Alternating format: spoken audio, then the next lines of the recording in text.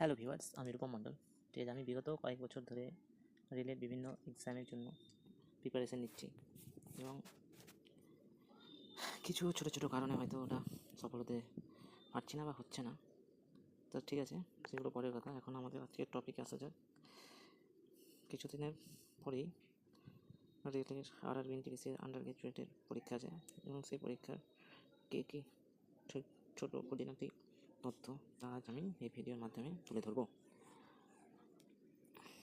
এই পরীক্ষায় পদের বিবরণ এবং বেতন কাঠামো, 12 পাস উত্তীর্ণ হলেই চলবে এবং সঙ্গে কিছু কিছু বিষয় কম্পিউটার টেস্ট বাধ্যতামূলক, যোগ্যতা এবং পদের তালিকা।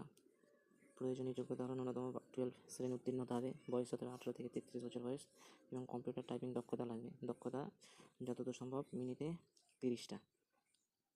গুরুত্বপূর্ণ পদ হলো junior clerk cum typist, account clerk cum typist, junior clerk, junior time clicker, train clerk, commercial cum ticket clerk.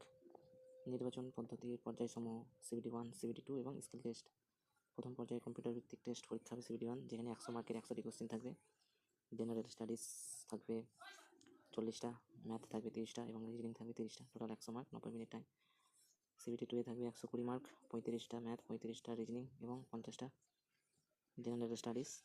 Time থাকবে সেই 90 মিনিটে, মানে উল্লেখের বিষয় 90 মিনিটে 120টা কোশ্চেনের অ্যান্সার CBT 2 এ করতে হবে। আর স্কিল টেস্ট, টাইপিং টেস্ট বা কম্পিউটার ভিত্তিক টেস্ট CBT 2 পাস করার পরে। CBT 1 পরীক্ষার প্যাটার্ন যেটা বললাম, সাধারণ জ্ঞান বা জেনারেল অ্যাওয়ারনেস 40 নম্বর, 40টা প্রশ্ন, গণিত 30 নম্বরের 30টা প্রশ্ন এবং রিজনিং 30 নম্বরের 30টা প্রশ্ন।